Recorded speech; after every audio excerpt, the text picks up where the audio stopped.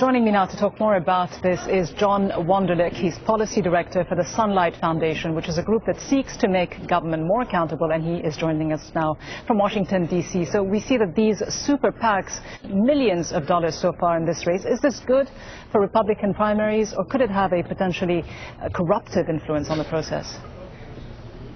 Well, our concern is that it could have a very corruptive influence, not just on the election, but on whoever wins the presidency eventually. So we can expect that as Newt Gingrich or Mitt Romney or President Obama now approach 6 or 7 or 8-figure donors to fundraise not for their campaign, but for these shadow campaigns associated with them, that's going to change the way they think about the decisions they make. So what we're seeing now in Florida is that flood of money that we've been expecting. Is one of the problems beyond the amount of money that is thrown at this in these negative TV campaign ads, is it also the fact that we don't know quite often who these donors are, that their identities is kept protected?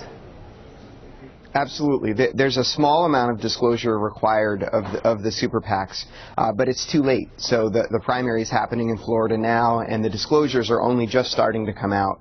The little that we do know, we're going to be learning throughout the day today about who's funneling all the money into these super PACs. And even with that disclosure, it's possible to avoid it by funneling money through shell organizations and hiding the true source of the funds. So is there any point then in limiting individual donations to $5,000 when PACs can actually solicit and spend unlimited amounts of funds? Well, there's certainly a reason to follow all the contributions and all the money that's flowing either into the campaigns or into the super PACs. For one reason, because we don't really know how the influence is working at this point. The way that money in politics works in America is in flux right now because we've seen a decades-long attempt to deregulate campaign finance. And where we stand right now is that the money is starting to flow unfettered into these shadow campaigns. So we're just starting to learn right now that money's going to function, especially in Florida, in a state where ads matter much more than face-to-face campaigning, since Florida's a state with 18 million people. And just how well are these TV campaign ads, especially the more negative ones among them, working? In whose favor are they working?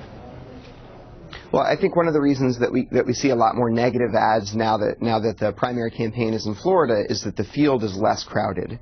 So when there are less front runners vying for attention, if you're Mitt Romney and you attack Newt Gingrich, then you're going to benefit more from Newt Gingrich being viewed more negatively. So we've seen a much higher percent of negative ads, and when you have negative advertising, you as the candidate don't want to be associated with that negative message. So we're seeing messages funneled through the outside groups, just like we're seeing funding funneled through the outside groups rather than going through campaigns.